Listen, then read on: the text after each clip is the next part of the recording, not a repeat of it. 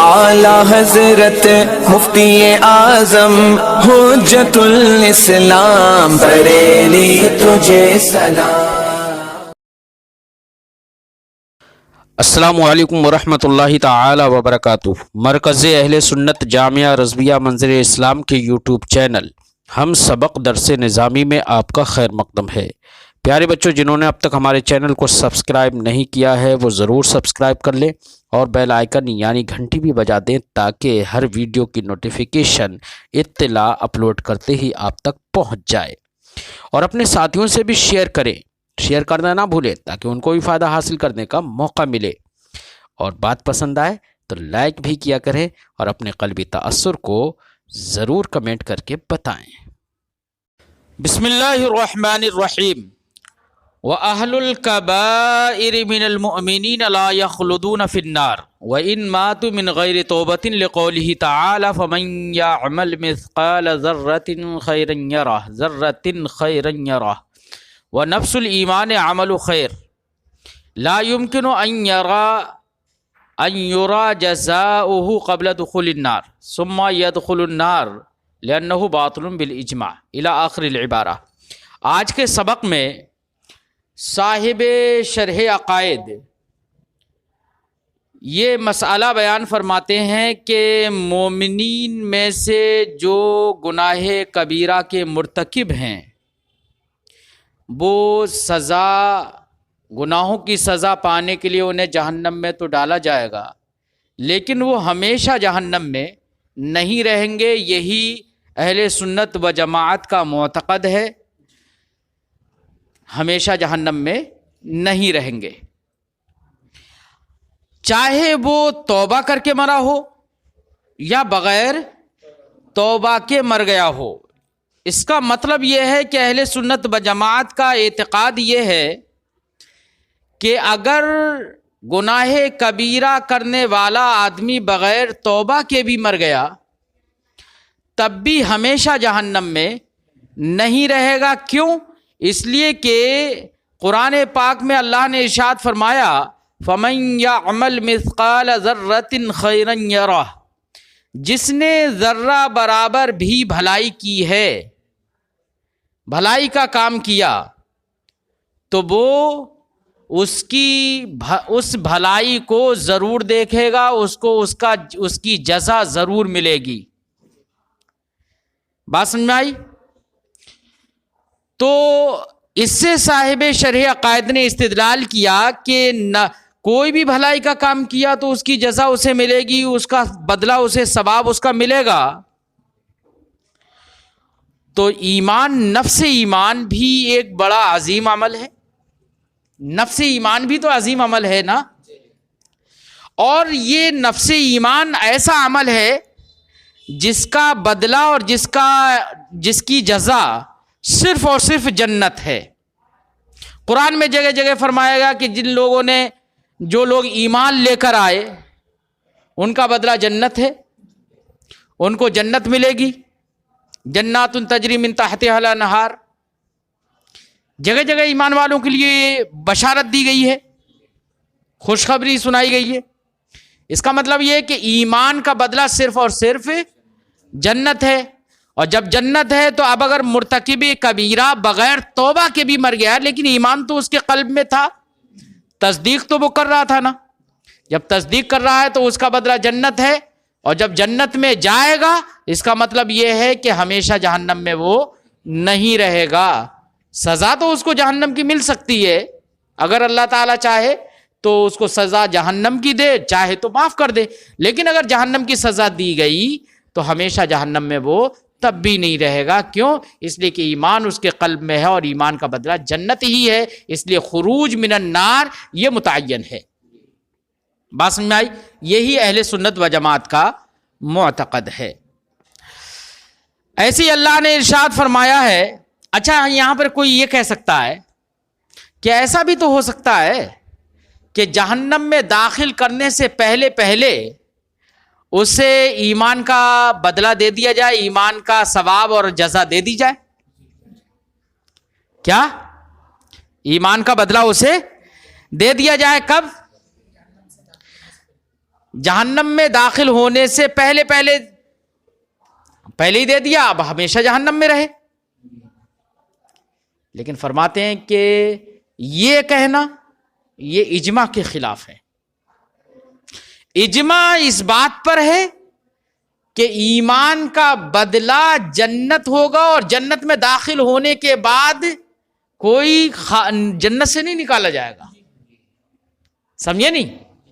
اس لیے یہ کہنا کہ جنت میں داخل کرنے کے بعد اس کو جہنم میں داخل کر دیا جائے، اس کے بعد کبھی نہیں نکلے، ہمیشہ جہنم میں رہے، یہ کہنا اجماع کے خلاف ہے. اجماعاً یہ بات باطل ہے، اس لیے یہ تو نہیں کہا جا سکتا. لہذا متعین ہے کہ جہنم کی جو سزا ملے گی اسے دخول جنت سے پہلے ہوگی، اور چونکہ اس کے قلب میں ایمان ہے اس لیے ایمان کا بدلہ جنت ہے، تو جہنم سے نکال کر اسے جنت میں ضرور داخل کیا جائے گا. اور نبی کریم صلی اللہ علیہ وسلم نے فرمایا کہ جس شخص نے لا الہ الا اللہ کہا، من قال لا الہ الا اللہ دخل الجنہ، جنت میں ضرور داخل ہوگا. بات سمجھ آئی؟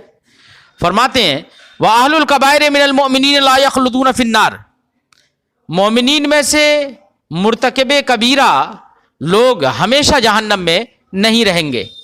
وَإِن مَاتُوا مِنْ غَيْرِ تَوْبَةٍ، اگرچہ وہ بغیر توبہ کیے مر گئے ہوں.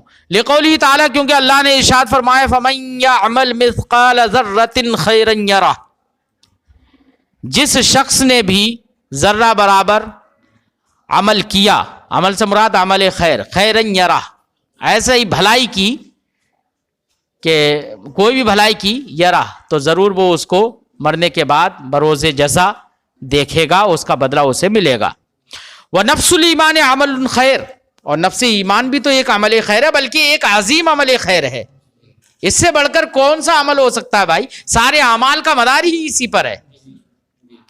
لا يمکن ان یرا جزاؤہ، ممکن نہیں ہے کہ ایمان کی جزا قبل دخول نار دیکھی جائے، یا وہ مرتکب کبیرہ ایمان کی جزا دیکھے، یرا جزاؤہ، وہ اپنی ایمان کی جزا دیکھے قبل دخول النار، دخول نار سے پہلے. جیسے یہ اسی کا جواب ہے جو لوگوں نے کہا ہو سکتا ہے دخول نار سے پہلے اسے جزا دے دی جائے، پھر جہنم میں داخل کیا جائے، پھر اس کے بعد کبھی وہ جہنم سے نہ نکالا جائے، ہمیشہ جہنم میں رہے. تو فرماتے ہیں کہ یہ تو ممکن ہی نہیں ہے کہ جہنم میں داخل ہونے سے پہلے اس کو ایمان کی جزا دے دی جائے اور ایمان کی جزا وہ دیکھے، یہ ممکن نہیں ہے. کیوں؟ ثم يدخل النار، پھر جہنم میں داخل ہو. کیوں یہ ممکن نہیں ہے؟ لأنه باطل بالاجماع، کیونکہ یہ بالاجماع باطل ہے. فرماتے ہیں فتعین الخروج، لہذا متعین ہو گیا خروج من النار، جہنم سے نکلنا متعین ہو گیا. وَلِقَوْلِهِ تعالی، ایسی ایک دوسری دلیل ہے، اللہ رب العزت کا فرمان ہے وَعَدَ اللَّهُ الْمُؤْمِنِينَ وَالْمُؤْمِنَاتِ جَنَّاتٍ، اللہ رب العزت نے مومنین اور مومنات سے جنتوں کا وعدہ کر لیا ہے. یہاں پر تو یہی تو کہا گیا نا کہ وعد اللہ المؤمنین والمؤمنات، یہاں پر کوئی قید تو ہے نہیں. یہ تو قید نہیں ہے کہ اگر گناہ کبیرہ کرنے والا بغیر توبہ کے مر گیا تو ہم اس کو جنت نہیں دیں گے. یہاں تو مطلق ہے. جب مطلق ہے تو اس کو مقید کرنا یہ بھی تو جائز نہیں ہوگا، یہ بھی تو صحیح نہیں ہوگا. اس لیے آیت کریمہ یہ بتا رہی ہے کہ مومنین اور مومنات کے لیے اللہ نے جنتوں کا وعدہ کیا ہے، تو جنتوں میں ضرور داخل فرمائے گا.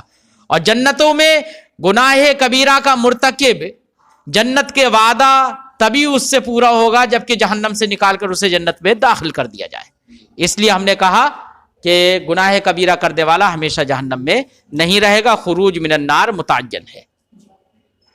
ایسی اللہ نے ارشاد فرمایا ان الذین آمنوا وعملوا الصالحات کانت لهم جنات الفردوس نزلا، جن لوگوں نے ایمان کی، جو لوگ ایمان لے کر آئے اور اچھے کام کیے، کانت لهم جنات الفردوس نزلا، تو ان کو جنت الفردوس کی مہمانی ہوگی، ان کو جنت الفردوس میں مہمان بنایا جائے گا، ہے نا، مہمانی ان کے لیے ہوگی، تو جنت الفردوس کے مزے لیں گے وہ، ہے نا. تو دخول جنت ان کے لیے تو متعین ہے جو بھی ایمان لے کر آ گئے، ہے نا. الی غیر ذالک من النصوص، اس کے علاوہ بہت ساری نصوص ہیں جو اس بات پر دلالت کرتی ہیں کہ گناہ کبیرہ کرنے والا سزا پانے کے بعد اگر اسے سزا اللہ تعالیٰ دے تو سزا کے بعد وہ جنت میں داخل ہوگا. فرماتے ہیں الی غیر ذالک من النصوص الدالہ علی کون المؤمن من اہل الجنہ، جو نصوص اس بات پر دلالت کرتی ہیں کہ مومن اہل جنت سے ہے. مع ما سبق من الادلۃ القاطعہ الدالہ علی ان العبد لا یخرج بالمعصیۃ عن الایمان. یہاں سے صاحب شرح عقائد ایک اعتراض کا جواب دیتے ہیں.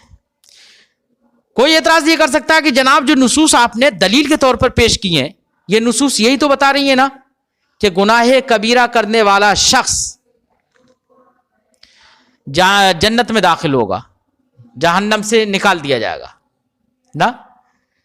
تو گناہ کبیرہ کرنے والا شخص، یہ دلیلیں تو یہ بتا رہی ہیں، اور تو یہ دلیلیں معتزلہ کے خلاف حجت نہیں ہوں گی. کیوں؟ اس لیے کہ معتزلہ تو یہ کہتے ہیں کہ گناہ کبیرہ کرنے والا شخص ایمان سے خارج ہو جاتا ہے. کیا ہو جاتا ہے؟ اور یہ تو مومنین کے سلسلے میں ہے نا. تو جب مومنین کے سلسلے میں تو وہ جب ان کے نزدیک وہ ایمان سے ہی خارج ہے تو ان کے خلاف یہ حجت کیسے ہوں گی؟ تو اس کا جواب دے رہے ہیں کہ جناب یہ کہنا کہ وہ ایمان سے خارج ہو جاتا ہے یہ بھی تو کہنا غلط ہے، کیونکہ نصوص قاطعہ اس بات پر بھی دلیل ہے کہ وہ ایمان سے خارج نہیں ہوتا ہے. اور جب وہ ایمان سے خارج نہیں ہوا، مومن رہا، اور ایمان کی جزا جنت ہے، اس لیے جہنم سے نکلنا اس کے لیے متعین ہے. تو اب حجت ہوگی نا ان کے خلاف بھی. فرماتے ہیں مع ما سبق، ساتھ ہی ساتھ یہ بات گزر چکی ہے ادلہ قاطعہ سے جو دلالت کرتی ہیں اس بات پر کہ ان العبد لا یخرج بالمعصیۃ عن الایمان، کہ بندہ معصیت کی بنا پر ایمان سے خارج نہیں ہوتا ہے. وَأَيْضًا الْخُلُودُ فِي النَّارِ مِنْ أَعْظَمِ الْعُقُوبَاتِ. نیز ایک اور دلیل عقلی دے رہے ہیں اس بات پر کہ خروج، مومن کے لیے خروج من النار یہ متعین ہے. کیوں؟ فرماتے ہیں، دلیل دیتے ہیں، نیز خلود فی النار یہ سب سے بڑی سزا ہے. اس سے بڑی سزا کیا ہوگی یار؟ ہمیشہ جہنم میں رہے گا.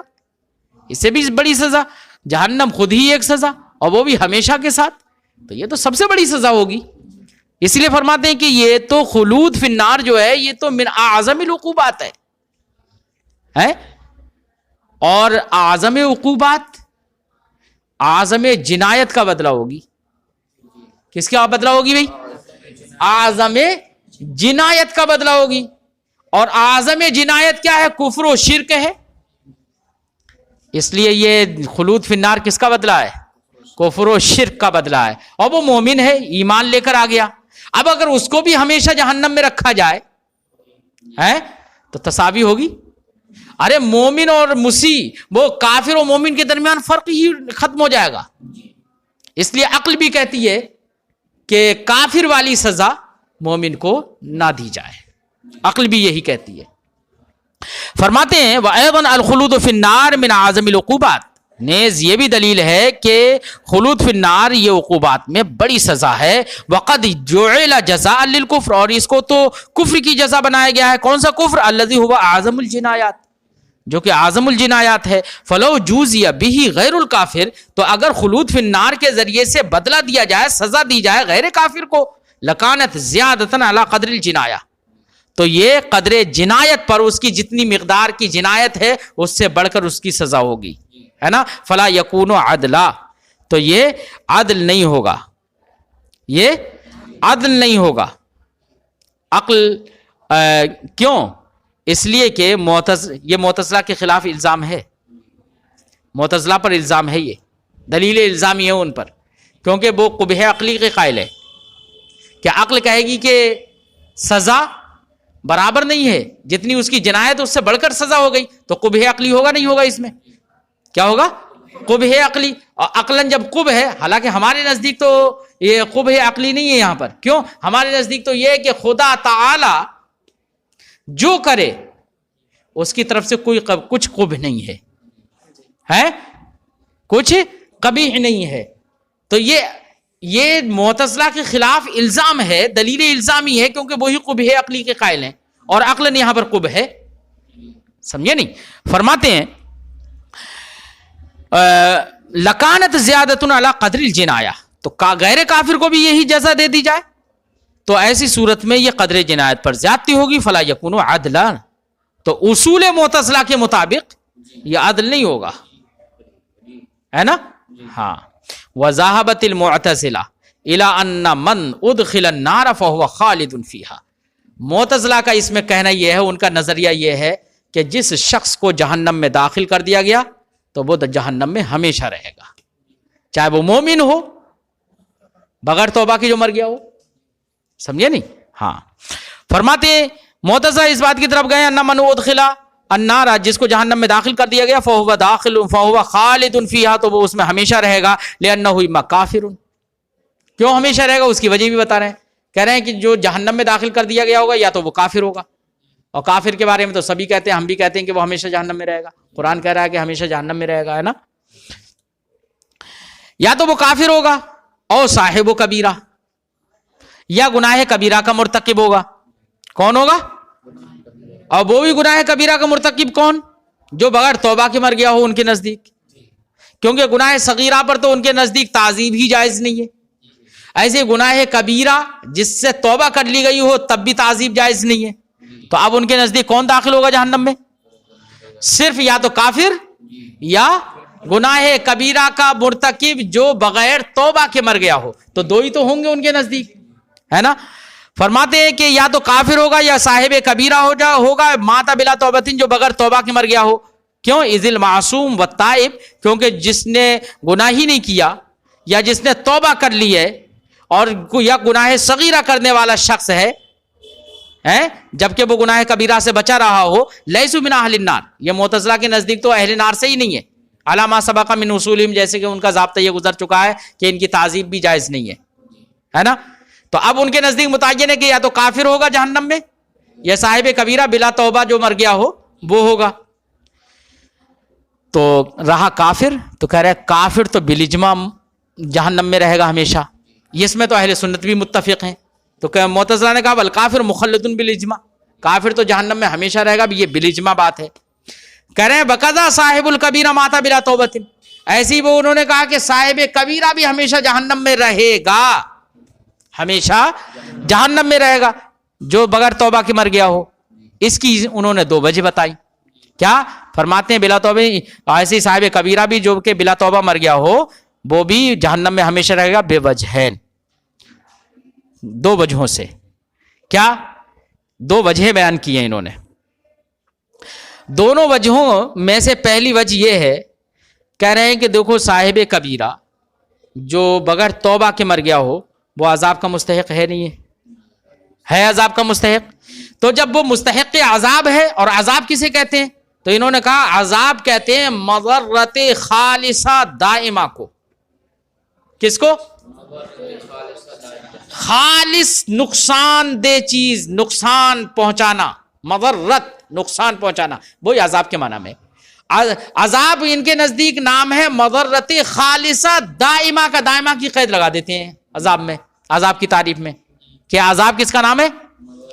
کہہ رہے ہیں کہ یہ تو آپ بھی مانتے ہو کہ گناہ کبیرہ کرنے والا شخص مستحق عذاب ہے، یہ تو ہم بھی مانتے ہیں، یہ بات صحیح ہے کہ ہاں مستحق عذاب ہے. اور کہتے ہیں کہ عذاب کہتے ہیں مضرت خالصہ دائمہ کو. جب عذاب مضرت خالصہ دائمہ ہے تو جب وہ مستحق عذاب ہوگا تو عذاب جب اس کو ہوگا تو اس کا مطلب مضرت خالصہ دائمہ ہوگی. اور جب دائمہ ہوگی تو کب نکلے گا؟ بھائی دائمہ تبھی ہوگی نا جب نہیں نکلے گا. اس لیے انہوں نے کہا کہ گناہ کبیرہ کرنے والا جو بغیر توبہ کے مر گیا ہو وہ ہمیشہ جہنم میں رہے گا. وجہ سمجھ میں آ گئی نا ان کی؟ ہم کہیں گے کہ جناب یہ عذاب کی تعریف میں یا عذاب کی تفہیم میں یہ دائمہ کی قید لگانا یہ ہمیں تسلیم نہیں ہے. ارے یار کسی نے ابھی تھوڑا سا نوچ لیا، یہ بھی عذاب ہے. کیا ہے؟ یہ بھی کیا ہے؟ عذاب ہے، تکلیف ہے نا. تو یہ دائمہ کی قید لگا دینا یہ صحیح نہیں ہے. اور پھر ان حدیثوں کا کیا جواب دو گے جن حدیثوں میں یہ ہے؟ بخاری شریف میں بھی حدیث موجود ہے، امام مسلم نے بھی ذکر کیا ہے خروج من النار پر جو حدیثیں پیش کی ہیں.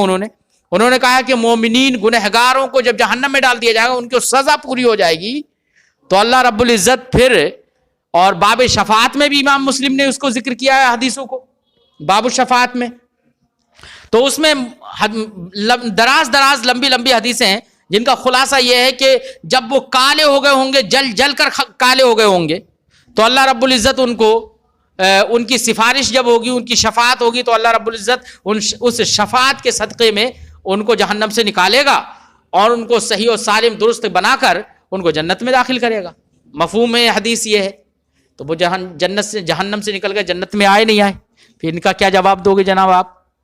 اگر عذاب مضرت خالصہ دائمہ ہی ہے، اگر بات سمجھ آئی؟ ہاں.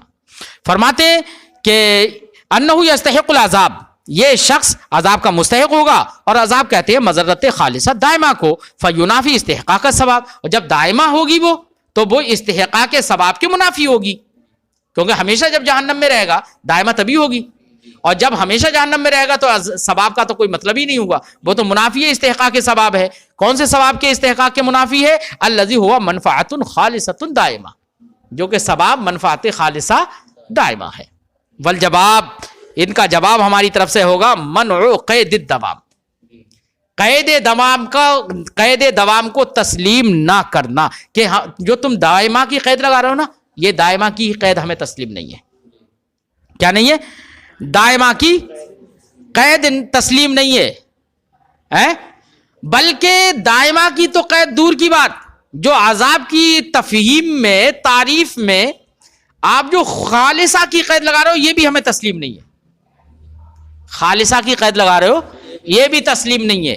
بات سمجھائی؟ کیوں تسلیم نہیں ہے؟ فرماتے ہیں بل منع الاستحقاق، بلکہ استحقاق عذاب کہہ رہے ہو نا کہ گناہ کبیرہ کرنے والا مستحق عذاب ہے، اور استحقاق بے معنی آپ نے استیجاب لیا ہے کہ اس کو عذاب دینا واجب ہے، تو اس معنی کر استحقاق عذاب بھی ہمیں تسلیم نہیں ہے. استحقاق عذاب، بلکہ ہمارے بلکہ آیات احادیث اس بات پر دال ہیں کہ اللہ کوئی گناہ کبیرہ کرنے والا شخص ہے تو اس کو عذاب تو ہوگا، لیکن یہ عذاب مشیت الہی پر موقوف ہے، ایسا نہیں ہے کہ اس کو عذاب دینا اللہ پر واجب ہی ہے. تو استحقاق عذاب بے معنی استیجاب جو آپ کہہ رہے ہو ہم اس کو بھی تسلیم نہیں کرتے، یہ بھی ہمیں تسلیم نہیں ہے، کیونکہ احادیث اور آیات قرآنیہ سے یہ مفہوم متصادم ہے. فرماتے ہیں بل منع الاستحقاق، بلکہ استحقاق بھی ہمیں تسلیم نہیں ہے، بالمعنی الذی، اس معنی کر الذی قصدوہ، جس معنی کر انہوں نے استحقاق کا معتزلہ نے قصد کیا ہے، وہ هو الاستیجاب، اور وہ کیا ہے؟ استیجاب کے عذاب دینا واجب ہو. وانما الثواب فضل منہ، اور ثواب تو اللہ کی جانب سے فضل ہوگا نا، سزا دے یہ اس کا عدل ہے، بھئی اس نے ہمارے جرم پر ہمیں سزا دے رہا ہے، یہ اس کا عدل ہے، اور ثواب دینا یہ اس کا فضل ہے. تو فضل یہ خود ہی بتا رہا ہے کہ وہ جو اس کو معاف کر دے گا اللہ رب العزت، تو اس کا فضل ہے. اور فضل میں تو یہی ہوتا ہے نا کہ اس میں اپنی مشیت سے اس نے کرم کر دیا، معاف کر دیا، تو سزا ہوگی نہیں ہوگی؟ تو وجوب کا معنی کہاں رہا سزا میں؟ عذاب میں وجوب کا معنی کہاں رہا؟ استحقاق میں وجوب کا معنی نہیں ہے، اس لیے استحقاق بے معنی استیجاب یہ ہمیں تسلیم نہیں ہے. فرماتے ہیں والعذاب عدل، اور عذاب تو عدل ہے، فإن شاء عفا، اگر چاہے تو معاف کر دے، وإن شاء عذب مدتا، اور چاہے تو ایک مدت تک اس کو عذاب دے، ثم يدخلہ الجنہ، پھر بعد میں اس کو جنت میں داخل کر دے. سمجھے نہیں؟ یہ اس لیے آپ کا یہ کہنا کہ وہ مستحق عذاب ہے اور عذاب بذرت خالصہ دائمہ کو کہتے ہیں، یہ ہمیں تسلیم نہیں ہے. نہ ہی استحقاق اس معنی کر تسلیم ہے، نہ ہی عذاب میں دوام کی قید جو لگائی ہے وہ قید ہمیں تسلیم ہے، نہ ہی خلوص کی قید ہمیں تسلیم ہے. ٹھیک ہے نا؟ اگلے جو ہے الثانی سے ان کی دوسری وجہ ہے، معتزلہ نے جو دوسری طرح سے استدلال کیا ہے وہ وجہ ہے، انشاءاللہ اس کو اور اس کے جواب کو آئندہ سبق میں ذکر کرتے ہیں.